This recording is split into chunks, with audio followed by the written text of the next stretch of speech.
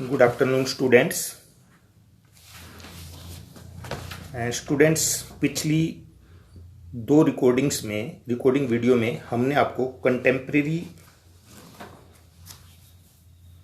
South Asia यानी समकालीन दक्षिण एशिया में भारत के प्रमुख देशों के साथ संबंधों के बारे में बताया, जिसमें हमने आपको भारत पाकिस्तान, भारत नेपाल, भारत श्रीलंका, भारत बांग्लादेश और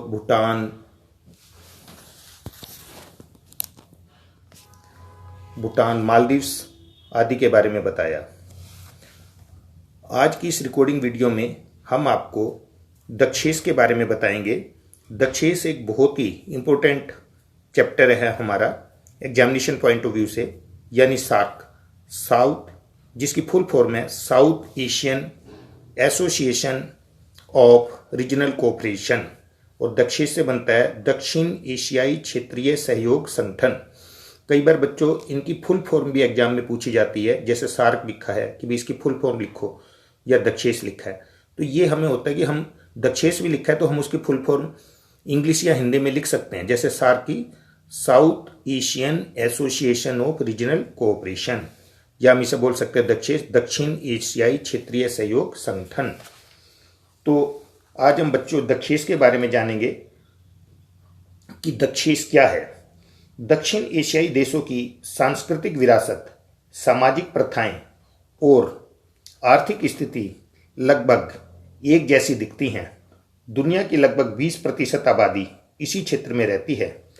इस क्षेत्र में रहने वाले लोग इन समस्याओं से जूझ रहे हैं: गरीबी, भूख, अशिक्षा और राजनीतिक अस्थिरता। वे यदि आपसी सहयोग से काम करें तो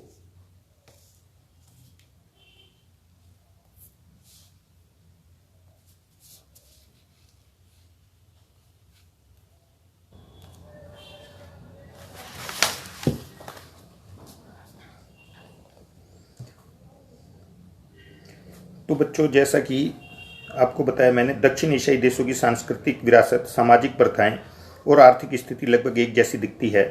दुनिया की लगभग 20% आबादी इसी क्षेत्र में रहती है। यानी देखो 20% जो टोटल आबादी है जो दक्षिण एशिया की है वो इसी क्षेत्र के अंदर रहती है। और इसके साथ साथ इस क्षेत्र में रहने वाले लोग इन समस्याओं से जूझ रहे हैं जो कि कॉमन है, जो दक्षिण एशिया के देश हैं: गरीबी, भूख, अशिक्षा और राजनीतिक अस्थिरता। वे यदि आपसी सहयोग से काम करें तो इन कठिनाइयों पर विजय पा लेना मुश्किल नहीं है। यही वे कारण हैं जिनकी वजह से दक्षिण एशियाई क्षेत्रीय सहयोग संगठन दक्षेस की स्थापना की गई, यानी south Asian association of regional cooperation. दक्षिण एशियाई क्षेत्रीय सहयोग संगठन 1985 में अस्तित्व में आया। कई बार ये भी आता है कि भाई सार्क की स्थापना कब की गई, तो ये 1985 में अस्तित्व में आया। इसमें 7 देश शामिल थे: भारत, पाकिस्तान, बांग्लादेश, श्रीलंका, नेपाल, भूटान और मालदीव। आजकल अफगानिस्तान को भी इसमें शामिल माना जाता है। यानी इस तरह से देशों की संख्या कुल हो गई 8।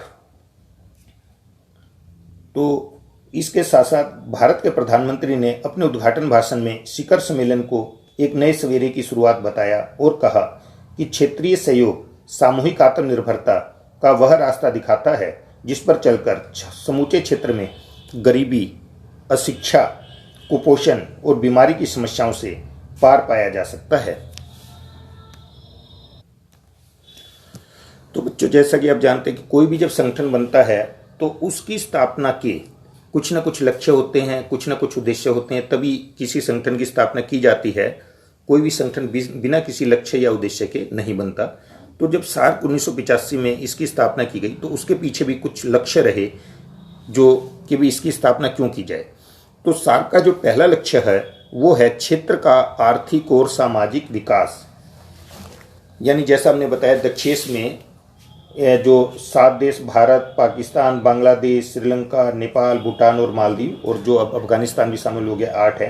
तो इसका जो पहला लक्ष्य है वो इस क्षेत्र का आर्थिक और सामाजिक विकास करना है। तो इस क्षेत्र के आर्थिक और सामाजिक विकास में गति लाना, यानी इन 8 देशों का आर्थिक विकास हो, इकोनॉमिक गतिविधियां बढ़ें, लोगों की खुशहाली बढ़े और सामाजिक विकास भी हो। और दूसरा जो लक्ष्य है वो है लोगों के कल्याण को बढ़ाना, यानी जो इन 8 जो देश हैं साउथ एशिया के, इनके कल्याण को बढ़ावा देना, यानी लोगों का ज़्यादा से ज़्यादा कल्याण हो, लोग खुशहाल हों और मिलजुल करके रहें, गरीबी दूर हो, उनमें सबको रोजगार मिले, ये उद्देश्य था। और तीसरा जो उद्देश्य है, क्षेत्र के मानवीय और प्राकृतिक संसाधनों का विकास, यानी क्षेत्र के मानवीय और प्राकृतिक संसाधनों का विकास, यानी प्राकृतिक संसाधनों में जैसे नदियां हैं, पहाड़ हैं, समुद्र हैं, ये सारी चीज़ें प्राकृतिक संसाधनों में आते हैं। तो इनका विकास करना, इनको संरक्षित करना, यह कि जिससे इनका ज़्यादा दोहन होके कोई विनाश ना हो, प्राकृतिक संतुलन बनाए रखना और पर्यावरण भी संतुलन बनाए रखना, ये सारी चीज़ें हैं। और क्षेत्र का मानवीय विकास भी करना। चौथा जो इसका उद्देश्य है वो है विभिन्न कार्य क्षेत्रों में आपसी सहयोग को बढ़ाना, यानी विभिन्न कार्य क्षेत्र, जितने भी कार्य क्षेत्र हैं उनमें आपसी सहयोग को भी बढ़ावा देना। तो ये विभिन्न कार्य क्षेत्र कौन कौन से हो सकते हैं, जैसे कृषि, ग्राम विकास, विज्ञान, तकनीकी विकास, दूरसंचार, कला और संस्कृति में आपसी सहयोग को बढ़ावा देना। अब देखो कृषि के क्षेत्र में कैसे सहयोग कर सकते हैं। जैसे कृषि है, कृषि में नई नई टेक्नोलॉजी आती रहती है, तो साउथ एशिया के जो देश हैं वो आपस में एक दूसरे को अपनी टेक्नोलॉजी का हस्तांतरण कर सकते हैं, जिससे समय में कृषि का विकास हो। इसके अलावा किसी जगह कैसी जलवायु है, कहीं अलग है, तो अलग अलग कृषि के लिए उपयुक्त है वो, तो एक दूसरे से सहयोग करके एक दूसरे से चीज़ों का आदान प्रदान कर सकते हैं। ग्रामीण विकास, एक दूसरे के सहयोग से गांवों का विकास कर सकते हैं। गांव में पक्के मकान बनाना, बिजली की सुविधाएं देना और भी लोगों के पक्की सड़कें बनाना, ये सारी चीज़ें। विज्ञान को बढ़ावा देने के लिए आपस में ज़्यादा से ज़्यादा मदद कर सकते हैं। और तकनीकी विकास, टेक्नोलॉजी का विकास कर सकते हैं, एक दूसरे को सहयोग दे सकते हैं। जिसके यहाँ जो टेक्नोलॉजी है तो उसका आयात निर्यात कर सकते हैं आपस में। दूरसंचार में जैसे आप जानते हो आज का युग दूरसंचार का युग है, मोबाइल टेक्नोलॉजी, तो ये सारा दूरसंचार में आता है। कला और संस्कृति के विकास में हेल्प कर सकते हैं, यानी कला और संस्कृति के विकास में कैसे हेल्प करेंगे, यानी एक दूसरे के यहाँ एक दूसरे की संस्कृति को पहचानने के लिए, बढ़ावा देने के लिए एक दूसरे के यहाँ उत्सव का आयोजन करना, उसमें बाकी के देशों के कलाकारों को बुलाना, जिससे उस देश के लोग बाकी के देशों की संस्कृति और कला, उत्सव, रहन सहन से परिचित हो सकें। एक दूसरे देशों में अपने देश के लोगों को भेजना, तो ये इस तरह से इसमें सहयोग करना। आपस में शांतिपूर्ण और मैत्रीपूर्ण संबंध बढ़ाना, ये इसका प्रमुख लक्ष्य था। यानी कोई भी कार्य तभी हो सकता है जब वहाँ शांति की स्थापना हो और आपस में मैत्रीपूर्ण संबंध हो, जो है वैमनस्य, विद्रोह, द्वेष ना हो। तो आपस में शांति और मैत्रीपूर्ण संबंध बढ़ाना और सभी जिससे मिलजुल करके रहें और शांति से ही सारे कार्य करें। कोई भी अगर बीच में किसी भी तरह का अगर कोई भी डिस्प्यूट होता है तो उसे मिलजुल करके शांतिपूर्ण तरीके से सोल्व करें। तो ये सार्क के मुख्य उद्देश्य थे। अब बच्चों, दक्षेस की स्थापना के बाद, सार्क की स्थापना के बाद इसके विभिन्न शिखर सम्मेलन भी हुए, हमें उसके बारे में भी मालूम होना चाहिए। जो सदस्य राष्ट्र थे सार्क देश अथवा सदस्य दक्षेस राज्यों के राष्ट्राध्यक्षों अथवा प्रधानमंत्रियों का सम्मेलन शिखर सम्मेलन कहलाता है। यानी कोई पूछे कि भी शिखर सम्मेलन क्या होता है, तो जो दक्षेस के राष्ट्राध्यक्ष हैं या दक्षेस राज्यों के मुख्य अधिकारी हैं तो या प्रधानमंत्री है, जो उनका सम्मेलन है वो शिखर सम्मेलन कहलाता है, जिसमें ये सारे बैठ करके विभिन्न मुद्दों पर चर्चा करते हैं। तो जो जैसा हमने बताया इसकी स्थापना 85 में हुई, 1985 में। तो पहला शिखर सम्मेलन 1985 में ढाका में संपन्न हुआ। ढाका कहाँ की है राजधानी? बांग्लादेश की। 7वां शिखर सम्मेलन 1993 में हुआ। इस सम्मेलन में सदस्य राष्ट्रों ने आतंकवाद खत्म करने के लिए अब से पहले के सम्मेलनों के लिए गए कुछ फैसलों को लागू करने की घोषणा की। सदस्य राष्ट्रों ने आर्थिक क्षेत्र में आपसी सहयोग बढ़ाने के लिए दक्षिण एशियाई वरीयता व्यापार समझौते, south Asian preferential trade agreement, SAPTA पर हस्ताक्षर किए। 12वां शिखर सम्मेलन 2004 में इस्लामाबाद, पाकिस्तान में आयोजित किया गया। इसमें मुक्त व्यापार समझौते, south Asian free trade agreement, इसकी भी फुल फॉर्म आ जाती है SAPTA, south Asian free trade agreement, पर हस्ताक्षर किए गए।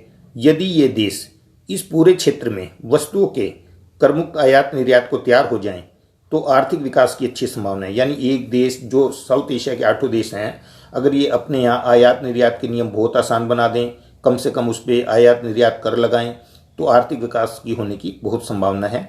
साप्टा से इस क्षेत्र की पूरी तस्वीर ही बदल सकती है, यानी south Asian free trade agreement से।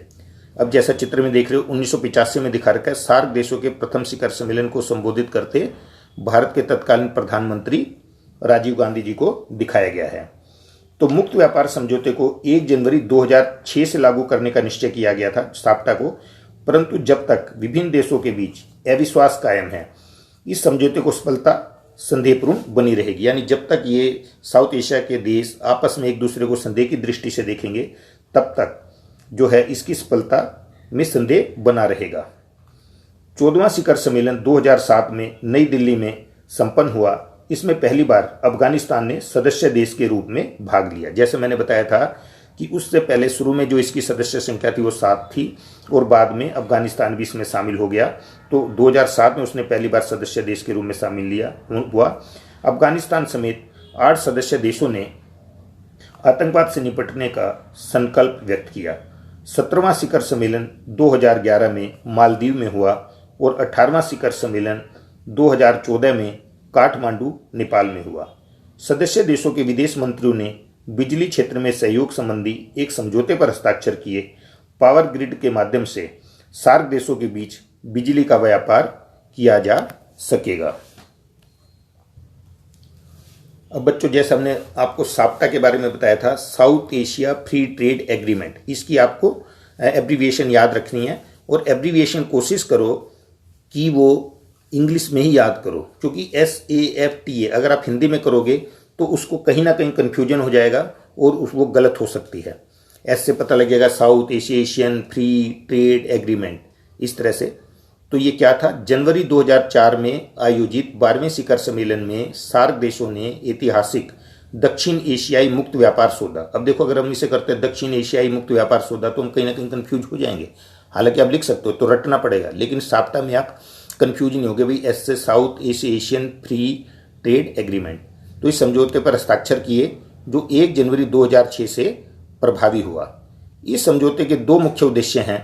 दक्षिण एशियाई क्षेत्र युक्त व्यापार संबंधी बाधाओं को दूर करना, यानी दक्षिण एशियाई क्षेत्र में जो व्यापार में बाधाएं हैं उन्हें दूर करना, और व्यापार एवं प्रशुल्क प्रतिबंधों के सभी प्रकारों को समाप्त करने का प्रयास करते हुए अधिक उदार व्यवस्था स्थापित करना। यानी व्यापार के नियम, आयात निर्यात के नियम आसान से आसान बनाएं, जिससे कि ये जो प्रतिबंध बिल्कुल ना हो, जिससे एक देश दूसरे देश में आसानी से आयात निर्यात कर सके, व्यापार कर सके।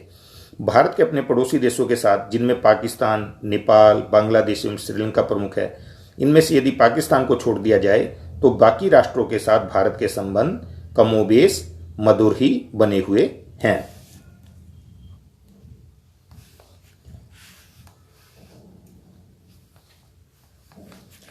अब बच्चों, सार्क की उपलब्धियों के बारे में चर्चा करेंगे कि भाई सार्क कोई संगठन बनता है तो हमें यह भी मालूम होना चाहिए भाई उसकी क्या इंपॉर्टेंस रही, उससे हमें क्या गेनिंग हुई।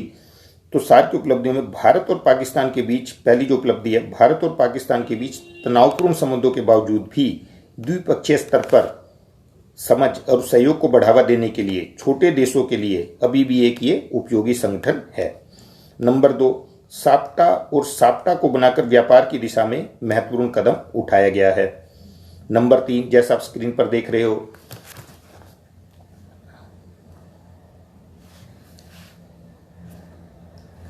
पर्यावरण, आर्थिक विकास व ऊर्जा आदि क्षेत्रों में सहयोग की बात की गई है। और एक ये जो बिम्स्टेक, ये नया वर्ड है, तो इसकी जो फुल फॉर्म है bay of Bengal initiative for multi sectoral technical and economic cooperation, यानी बंगाल की खाड़ी बहुक्षेत्रीय तकनीकी और आर्थिक सहयोग उपक्रम। इसके सदस्य देश कौन कौन सा बिम्स्टेक के? बांग्लादेश, भारत, बर्मा, श्रीलंका, थाईलैंड, भूटान और नेपाल हैं। वर्तमान में भारत बिम्स्टेक पर अधिक बल दे रहा है। इसके वरिष्ठ अधिकारियों की 17वीं बैठक फरवरी 2017 में काठमांडू नेपाल में आयोजित की गई। इस बैठक में व्यापार और निवेश, ऊर्जा प्रौद्योगिकी, मत्स्य पालन, जलवायु परिवर्तन, संस्कृति, लोगों के बीच संपर्क और अन्य क्षेत्रों के बारे में चर्चा की गई।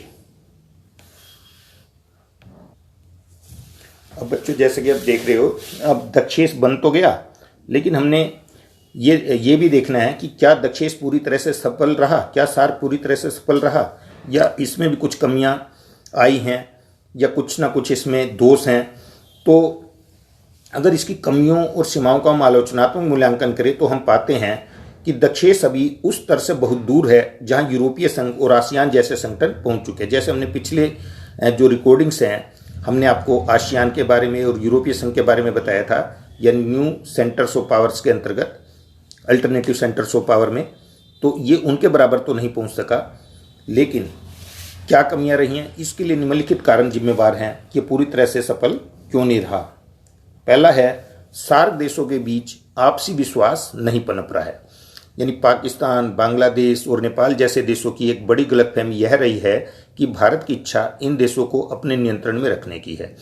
तो कोई भी संगठन हमने देखा, चाहे घर हो, बाहर हो, कोई भी चीज़ है, तभी अच्छी तरह से काम करती है। तो उसमें विश्वास सबसे पहले नंबर पर होना चाहिए।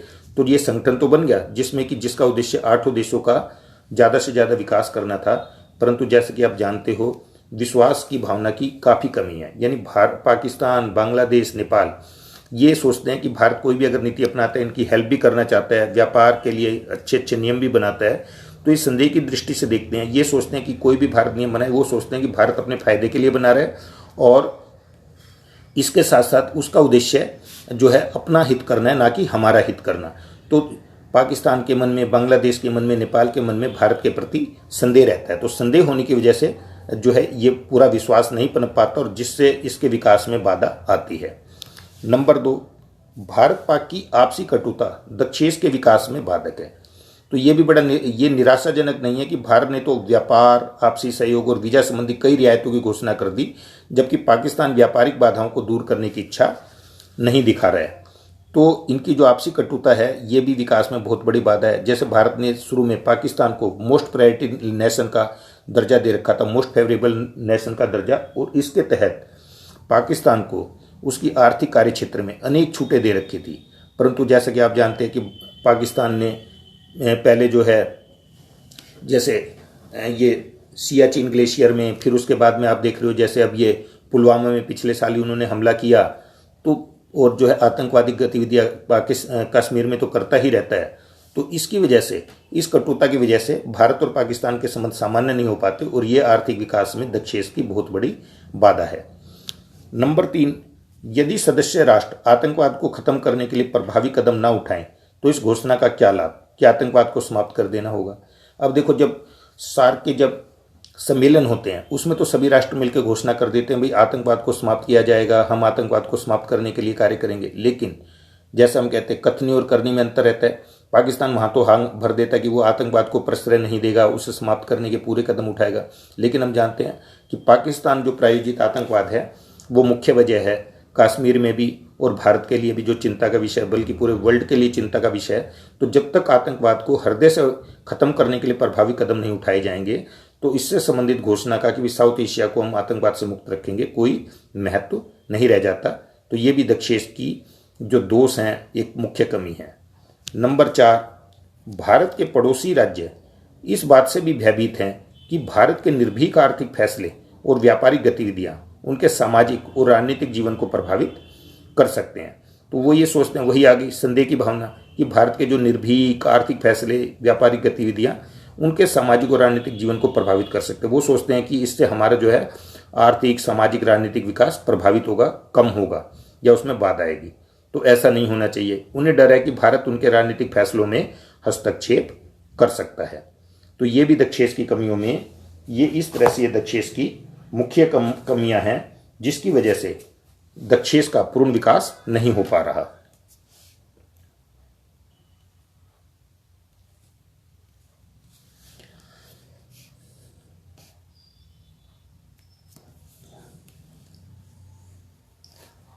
अब बच्चों, दक्षिण एशिया में सार्क की भूमिका प्रभावी बने, तो इसके लिए भी कुछ सुझाव हैं कि वे दक्षिण एशिया में जो भारत है या दक्षिण एशिया में जो सार्क की भूमिका है, जो संगठन बना, वो प्रभावी तरीके से कार्य करे, उसके लिए भी कुछ सुझाव दिए गए हैं।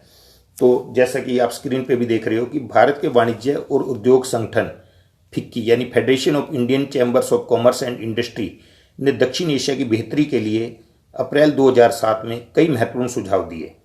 तो इसके कुछ सुझाव इस प्रकार हैं। जैसा पहला है कि दक्षिण एशियाई मुक्त व्यापार संधि साप्टा को पूरी ईमानदारी के साथ लागू करना, यानी south Asia free trade agreement जो कि 2004 में हुआ, इसे पूरी ईमानदारी के साथ लागू करना और इसकी भावना के अनुसार सभी जितने भी सार्क के देश हैं अपनी आर्थिक गतिविधियों को बढ़ावा देने के लिए, व्यापार को बढ़ावा देने के लिए जो है पूरे हृदय से प्रयास करें, जिससे कि सभी देशों का चहुमुखी विकास हो। नंबर 2, सेवा क्षेत्र में आदान प्रदान को और उदार बनाना। सेवा क्षेत्र के अंतर्गत क्या आता है? मुख्यतः ये व्यक्ति शामिल हैं जैसे डॉक्टर, शिक्षक, संगीतज्ञ, वकील, इंजीनियर व अन्य तकनीकी व्यक्ति, यानी इनका आदान प्रदान, यानी एक देश से दूसरे देश में साउथ एशिया के जो 8 देश हैं जिसमें जिसकी जरूरत हो उसके अनुसार ये जो सेवा क्षेत्र में, जैसे डॉक्टर हैं, मान लो बांग्लादेश में डॉक्टर्स की ज़्यादा ज़रूरत है तो भारत के ट्रेंड डॉक्टर वहाँ जा सकते हैं, नेपाल में जा सकते हैं, मालदीव में जा सकते हैं। एक देश से दूसरे देश में शिक्षकों का आदान प्रदान हो सकता है, संगीतज्ञ भी, ऐसे ही वकील, इंजीनियर, जिससे वहाँ पे एक दूसरे देश का चहुमुखी विकास होगा और उन्हें आगे बढ़ने में मदद मिलेगी। नंबर 3, सार्क देशों के व्यापारिक जहाज़ों को एक दूसरे के बंदरगाहों पर आने जाने और प्राथमिकता से माल उतारने की सुविधा देना, यानी जो इनके व्यापारिक जहाज हैं उन्हें एक दूसरे के बंदरगाहों पर आने जाने को जो प्रायोरिटी दी जाए, यानी जो सार्क के देश हैं वो अपने यहाँ जब विदेशों के जहाज आते हैं तो सार्क कंट्री का अगर किसी का जहाज आता है तो उसे प्रायोरिटी दे और माल उतारने की उसे पूरी सुविधाएं दे, जिससे कि व्यापारिक जो है विकास सभी का हो।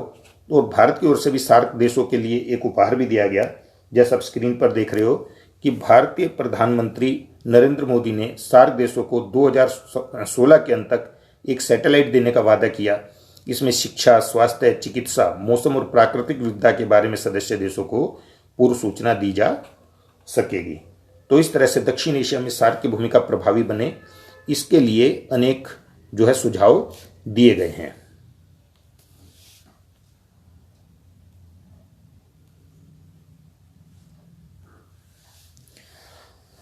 अब बच्चों, जैसा आप स्क्रीन पर देख रहे हो, सदस्य देशों के बीच आपसी विश्वास की मुख्य समस्या है।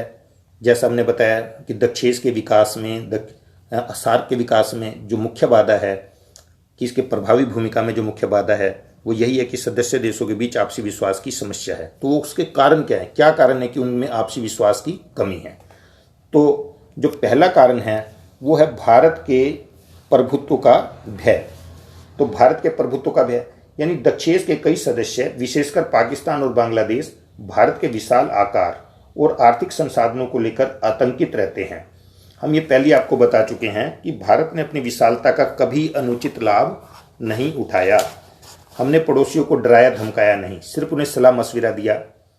उदाहरण के लिए श्रीलंका में तमिलों पर हुए अत्याचार को लेकर भारत में आक्रोश अवश्य था, पर हमने श्रीलंका का बंटवारा कभी नहीं चाहा।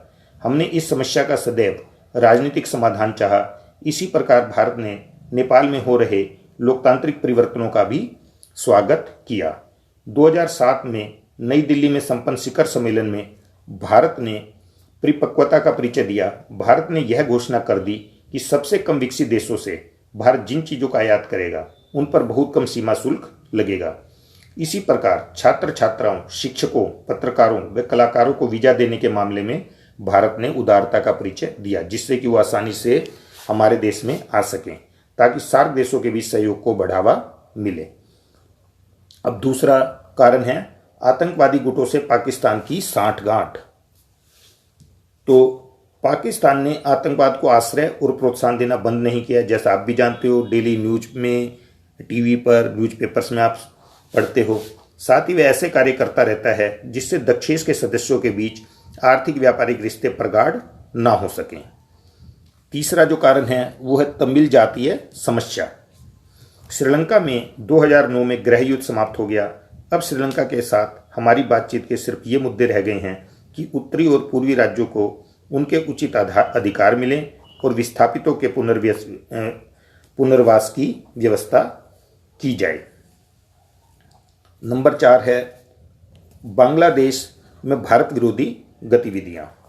बांग्लादेश में आतंकवादी शिविर रहे हैं, वहां भारत विरोधी तत्वों को आश्रय और प्रशिक्षण मिलता था, परंतु 2009 में शेख हसीना प्रधानमंत्री बनी। उन्होंने दोनों देशों के बीच अच्छे रिश्ते बनाने की कोशिश की। बांग्लादेश से शरणार्थियों की भी समस्या बनी रहती है। काफ़ी जो बांग्लादेश के जो रहने वाले हैं वो अवैध तरीके से भारत के जो ईस्ट के जो स्टेट हैं उसमें घुसपैठ करके आ जाते हैं, तो ये भी एक बहुत बड़ी समस्या है। अभी रोहिंग्या की भी समस्या थी। तो ये जो सारी समस्याएं हैं, तो ये भी इसके विकास में दक्षिण जो है बाधा है। और एक जो है पांचवा जो कारण है, इस मंच पर द्विपक्षीय मुद्दे उठाए गए। तो सिद्धांत ये रहा है कि सार्क देशों के मंच पर द्विपक्षीय मुद्दे नहीं उठाए जाएंगे, यानी दो देशों के मुद्दे जो हैं वो नहीं उठाए जाएंगे, वो दो देश आपस में मिलकर ही सोल्व करेंगे। बाकी जो सभी देशों की जो कॉमन समस्या है, विकास से रिलेटेड जो चीज़ें हैं उस पर ही चर्चा होगी। परंतु पाकिस्तान हमेशा ही कश्मीर का मुद्दा उठाता जा रहा था जो द्विपक्षीय मामला था, तो ये भी सार्क की भावना के खिलाफ है। इसके अलावा एक अन्य कारण है पाक अफगान सीमा पर उग्रवादियों का जमाव। पाकिस्तान के इस इलाके में जो अफगानिस्तान की सीमा से लगा हुआ है, तालिबान और अल कायदा के समर्थकों का जमावड़ा मौजूद है। सितंबर 2011 में उन्होंने रब्बानी की हत्या की, जो अफगानिस्तान की हाई पीस काउंसिल के मुखिया थे। तो सार्क देशों के बीच आपसी विश्वास का बड़ा अभाव है। यही कारण है कि अन्य क्षेत्रीय संगठनों की तुलना में दक्षेश की उपलब्धियां काफ़ी निराशाजनक है। 18वें शिखर सम्मेलन को संबोधित करते हुए प्रधानमंत्री नरेंद्र मोदी ने कहा था कि हम पास पास हैं, साथ साथ नहीं।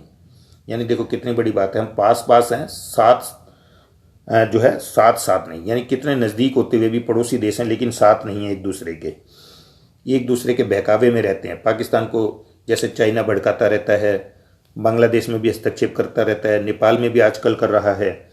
तो हम दक्षिण एशियाई देशों को मुक्त व्यापार क्षेत्र में बदलने से भी झिझकते हैं, हालांकि उससे हमें असीम लाभ मिलेगा। बांग्लादेश और श्रीलंका अपने वस्त्र उद्योग के लिए 80% से भी ज़्यादा कच्चा पदार्थ बाहरी देशों से मंगाते हैं।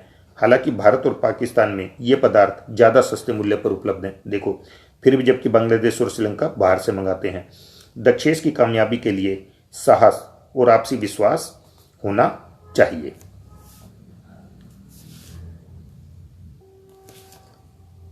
अब बच्चों, जैसे कि हम हर रिकॉर्डिंग में आपको बताते रहते हैं अधिकतर कि हमारी जो लेसन है, हमारे जो टॉपिक हैं, उसमें कहीं ना कहीं कार्टून के भी प्रश्न होते हैं, कार्टून से रिलेटेड भी अध्याय में प्रश्न होते हैं। और एक प्रश्न हमारा हर बार एग्जाम में जो 5 नंबर का है वो कार्टून पर आधारित होता है, जिसमें जैसे कि आप इसमें भी देख रहे हो 3 प्रश्न है, तो इसमें एक प्रश्न 1 नंबर का और 2 नंबर के होते हैं, यानी 5 नंबर के प्रश्न होते हैं। और जैसा मैंने आपको पहले भी एक बार जिक्र किया था कि कार्टून के प्रश्न और अनसीन पैसेज के जो प्रश्न हैं ये हमारे मोस्ट स्कोरिंग प्रश्न है। इसमें हम पूरे नंबर ले सकते हैं, बशर्ते हम अध्याय को, उसके कंटेंट को ध्यान से हमने पढ़ा हो।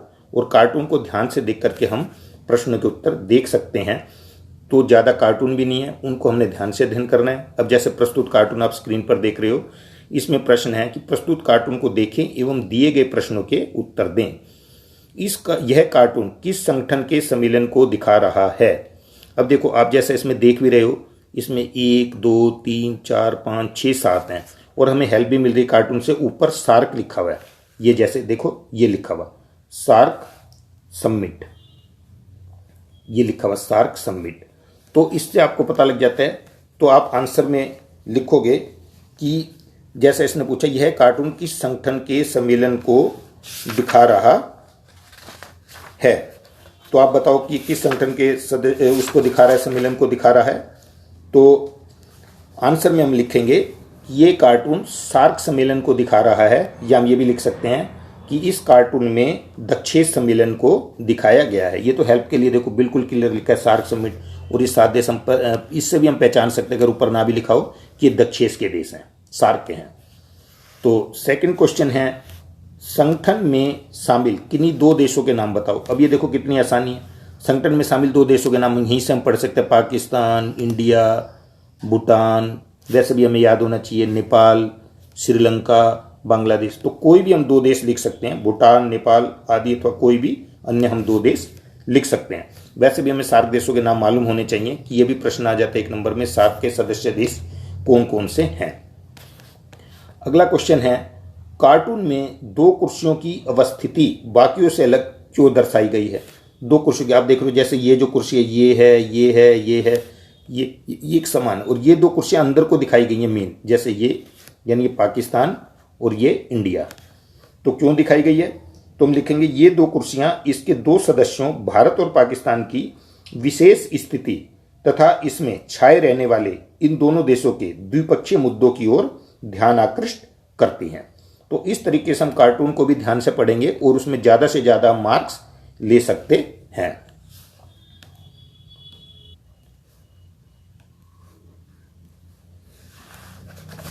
अब बच्चों, जैसे कि आप स्क्रीन पर देख रहे हो, हमने जैसा भी मैंने अभी आपको कुछ ही देर पहले बताया था कि हमारा एक जो प्रश्न है वो मैप पर भी आधारित होता है, तो हमें कम से कम इंडिया के मैप की तो पूरी अच्छी तरह जानकारी होनी चाहिए। हमारा ये भी प्रश्न आ जाता है कि सार्क पे रिलेटेड प्रश्न आ जाता है कि उनकी हमें पोजीशन मालूम होनी चाहिए, यानी विश्व के मानचित्र में ये देश कहाँ कहाँ हैं। तो जैसा आप देख रहे हो, अब जैसे प्रश्न है, नीचे दिए गए मानचित्र में दक्षिण एशिया के 5 देशों ABCD व E की पहचान करो और उनके नाम लिखिए। जैसा मैंने आपको पहले भी बताया था, हमारे मैप को भरना नहीं होता, हमें कॉलम बनाने होंगे। जैसे हम उत्तर में लिखेंगे, जैसे हम एक कॉलम बनाएंगे A, तो A बनाएंगे तो हम उसमें लिखेंगे A बराबर, तो A कौन है, अब देखो A यहाँ पर है। अब जैसा आप देख रहे हो A यहाँ पर दिखाया गया है, तो ये भारत के, हमने भारत से आइडिया लगाना है, तो A के साथ जो क्या है ये है बांग्लादेश, तो हम लिखेंगे A बराबर बांग्लादेश। फिर अब जैसे B पे आ जाओ, ये B यहाँ पर है, तो ये भारत के साथ ये कौन सा देश है, तो हम लिखेंगे B बराबर पाकिस्तान। और फिर C आप देख ही रहे हो, ये खुद इंडिया हो गया यानी भारत, और D बिल्कुल नीचे ये रहा, ये यहाँ पर। तो D जैसा हमने भारत का मैप भी देख रखा है, विश्व का भी मैप देख रखा है, तो ये है D बराबर श्रीलंका। और फिर E अब देखो E की जो स्थिति है वो यहाँ पर है भारत में, ऊपर को इधर, ये यहाँ पर, ये जो बीच में हिस्सा है ये यहाँ पर, तो ये जो हिस्सा है E, तो ये क्या है, जैसा आप देख रहे हो, तो E लिखेंगे बराबर नेपाल। तो इस तरीके से हम मैप में भी पूरे जो है मार्क्स ले सकते हैं। तो मुख्य, जैसे अब ये दक्षेश पे मैप हो गया, यूरोपियन कंट्री पे हो गया, आसियान का मैंने आपको पहले पिछली रिकॉर्डिंग में मैंने बताया था। तो हमने अपने मैप की जानकारी भी अच्छे तरीके से लेनी है, जिससे हम उसके उत्तर सही लिख सकें और ज़्यादा से ज़्यादा मार्क्स प्राप्त कर सकें। तो इस तरह से बच्चों, इस रिकॉर्डिंग के बाद जो हमारा ये चौथा लेसन था, समकालीन दक्षिण एशिया, यानी समकालीन दक्षिण एशिया, कंटेम्प्रेरी साउथ एशिया, तो 3 भागों की रिकॉर्डिंग के बाद, वीडियो के बाद, आज ये हमारा लेसन पूरी तरह से समाप्त हो गया है। और अब हम इसके बाद जो अगला लेसन लेंगे अगली वीडियो में, वो लेंगे हम अंतर्राष्ट्रीय संगठन यानी इंटरनेशनल ऑर्गेनाइजेशन, जिसमें हम आपको UNO और उसकी विभिन्न एजेंसियों के बारे में जानकारी देंगे। धन्यवाद।